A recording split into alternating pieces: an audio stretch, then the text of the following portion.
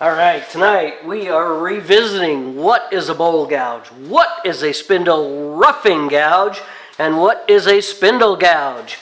I did a video last week and I got it mostly right. I compared spindle roughing gouges with bowl gouges, but I didn't bring in spindle gouges or detail gouges. So, if you want to talk about more tools for wood turning, stick around.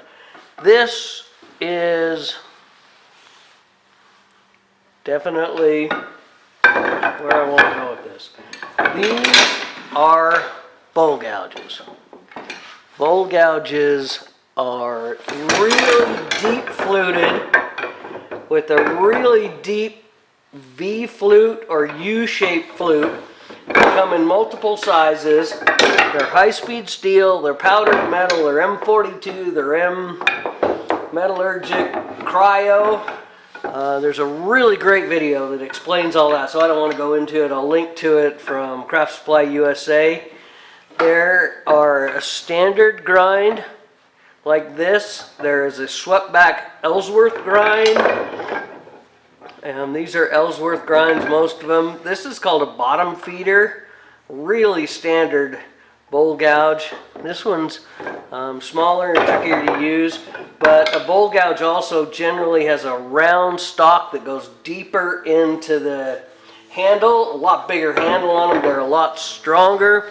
They're meant to be held out over the top of the tool rest and the banjo way farther than if you're spindle turning. So that's why they need the strength and a really deep V or a really deep U shape to it. So that's a bowl gouge. And I have 1, 2, 3, 4, 5 of them here. As you can see, I like the bigger ones. I definitely like the Crown Pro PMs, and I bought all these. None of them were given to me or anything, so I can just say I enjoy using them. They hold an edge medium well. They hold an edge for a long time. They're not the absolute sharpest, these Crown Pro PM ones, but once again, there's a video from Craft Supply that really explains that well. This is a spindle gouge, smaller tang, really flat, and it may have been made from a piece of flat metal that was bent and a really shallow flute and a long kind of drawn back wing kind of a grind to it. And these are just Harbor Freight design. I've had them. I've done a lot of spindle gouge work with them, a lot of spindle roughing work with them. I haven't done a whole lot of detail. When I turn pens, I'll use these from start to finish, beginning to end. Then we get into detailed spindle gouges. Here's two really good and interesting examples. This is one from Harbor Freight, but they generally are round stock as well that go into the tool farther up, so they're stronger that way, but they'll have a really shallowish kind of flute grind to it. This is a homemade one where we just ground the flute ourselves, and it's a really shallow flute, and then we used our own bar stock, and then it's got kind of the standard flat grind. It's not really way swept back on the wings. This one is a beast I haven't gotten to know or use or love very much. Woodturning project, I loved it. Absolutely thought it was fantastic.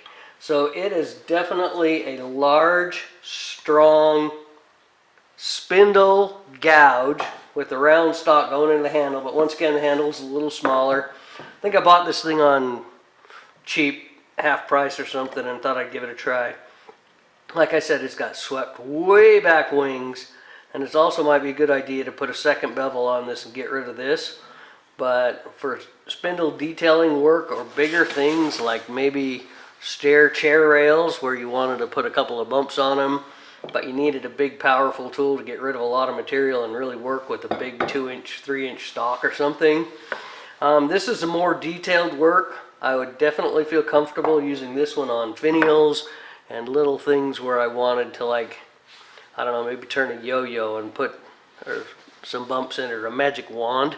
It's a foot long and you want to put some knurls and bumps and curls in it and things like that. This was an experiment. It's basically free to make it. And we put it on a really cool piece of elm, I believe. And then, like I said, this is the little one we got from Harbor Freight. So, to clarify, bowl gouges have this kind of grind, really sheer deep U or V shape. Spindle gouges have this tang, which is less strong, and you do not use spindle gouges on turning bowls, especially with this smaller tang. You use bowls for turning bowls, you use spindles for turning spindles, but you can use bowl gouges to turn anything. They're strong enough, they work if the grind is right and you like it, or if it's the one that currently has a really good sharp edge, go ahead and use it. But anyway, thank you so much for the comments. I love people helping me out, correcting me. If I'm wrong, I'll make a new video and say what I've learned and what I'm interested in. And then here's kind of a sneak peek at where I store all my gouges. It's really kind of cool. I got a piece of wood, I drilled some holes in it, a 2-inch hole and a 2-inch hole, cut it right down the middle, and then I put it on a angled part to hold the bottom, and that just works. I know a lot of people use PVC pipe and glue it up against the wall and everything else, but this is a fishing rod holder that my buddy Joshua showed me how to make, and he got the plan from somebody else on the internet, so we're just sharing designs. I certainly didn't come up with it, but it works great. And I put my larger tools in the back, my smaller tools up front, and then I put random stuff that needs to be stored on it, and that's the way my tool storage works. But I need to make some more. I obviously have more gouges. I probably need to go buy some more bowl turning gouges, but don't tell. Alright, thanks for watching. Like, share, subscribe, tell your mom.